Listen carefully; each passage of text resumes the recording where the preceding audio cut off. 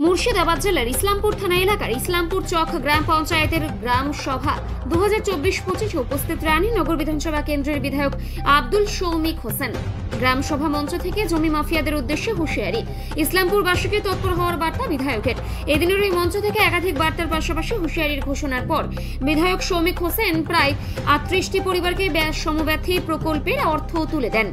এদিনের ওই গ্রাম্য সভায় উপস্থিত ছিলেন রানীনগরের বিধায়ক আব্দুল শৌমিক হোসেন, মুর্শিদাবাদ জেলা পরিষদের স্বাস্থ্য কর্মাধ্যক্ষ কার্তিক চন্দ্র দাস, মুর্শিদাবাদ জেলা পরিষদের সদস্য মোস্তাফা সরকার নেতাজুল, সোমা খাতুন, রানীনগর এক পঞ্চায়েত সমিতির সহকারী সভাপতি নূর আলম আঙ্গুর, ইসলামপুর চক গ্রাম পঞ্চায়েতের প্রধান বেগম হাসিনা নুসরত সহ ইসলামপুর অঞ্চলের বিশিষ্ট জনপ্রতিনিধি শামাউল আলম বুলেট, মাহমুদুল হাসান ঝুন্টু, নারায়ণ চন্দ্র দাস, বুবাই রানু ও পলাশ সহ একাধিক জনপ্রতিনিধি। উক্ত মঞ্চ থেকে বিগ নিউজের প্রতিনিধি রফিকুল ইসলামের প্রশ্নে কি জানালেন বিধায়ক দেখব।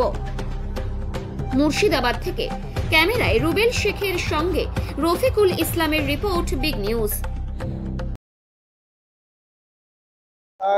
দুয়ারে পঞ্চায়েত পৌঁছে গেছে, মানুষের দুয়ারে। ব্লক সভাপতি মোস্তফা সরকার নেতৃত্ব থেকে শুরু করে কার্তিক দাস সকলে উপস্থাপন করেছে পঞ্চায়েত মানুষের দুয়ারে কি করে পৌঁছে যায় এবং মানুষ পঞ্চায়েতকে কিভাবে উপভোগ করবে এবং মানুষের কাছে কিভাবে সহযোগিতা পৌঁছে যাবে। আপনি বিধায়ক হওয়ার পর থেকে একাধিকবার একাধিক জায়গায় গিয়েছেন, বিভিন্ন রাস্তা থেকে শুরু করে পানীয় জলের ব্যবস্থা সমস্ত কিছু করেছেন। আগামী দিনে রানীনগরবাসীকে কি উপহার দিচ্ছে?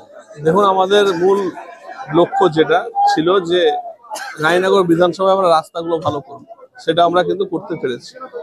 এবার আমাদের মূল লক্ষ্য, আমরা এখানে একটা ফায়ার ব্রিগেড এবং এখানে যে আমাদের হরিরামপুর ব্রিজটা যেটা আমাদের টার্গেট আছে, এই দুটো কাজ আমরা করব এবং তার সঙ্গে হাসপাতাল।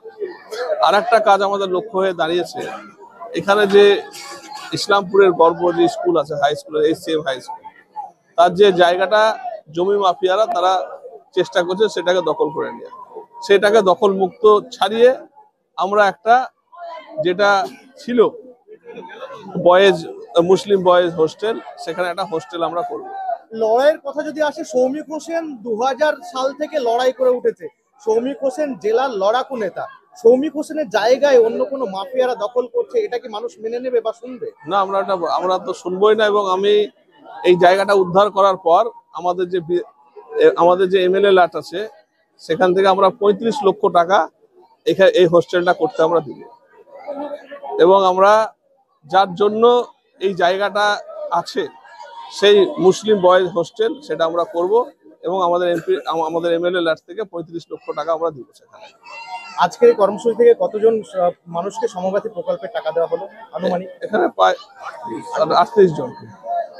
আর কি কি কর্মসূচি আছে দাদা আজকে আমাদের এই গ্রাম সভাগুলো 5টা অঞ্চলে শেষ হলো। আজকে আর সেরকম কর্মসূচি নেই। এবার এখানে বাউল গান হবে, 6টায় হয়ে গেল। 6টায় হয়ে গেল। আমরা যেটা চাই, আমাদের মূল উদ্দেশ্য মানুষকে ভালো রাখা, সেটা আমরা করছি। লড়াইয়ের নাম শৌমিক হোসেন। এবার শৌমিক হোসেনের বিধানসভা এলাকাতেই জমি দখল করে নিচ্ছে, সরকারি প্লট দখল করে নিচ্ছে। দীর্ঘ বেশ কয়েক দশক থেকে যে প্লট, সরকারি প্লট স্কুলের নামে ছিল, সেই প্লট বেদখল হয়ে যাচ্ছিল। বিগত দিনে সেই অভিযোগ শৌমিক হোসেন পান, অর্থাৎ রানীনগর বিধানসভা কেন্দ্রের বিধায়ক আব্দুল শৌমিক হোসেন পান, এবং আজকে সরকারি মঞ্চ থেকে তিনি ঘোষণা দিয়েছে যা প্রয়োজন রয়েছে, যা যা করতে হবে সমস্ত কিছুই করা যাবে। এই জমি, সরকারি যে জমি মাফিয়ারা দখল করছে, তার সরকারি তত্ত্বাবধানে আবার আনার জন্য। চক ইসলামপুর শ্রীকৃষ্ণ চম্পালাল মাহেশ্বরী উচ্চ বিদ্যালয়ের একাধিক জমি কিন্তু বেদখল হয়ে যাচ্ছে।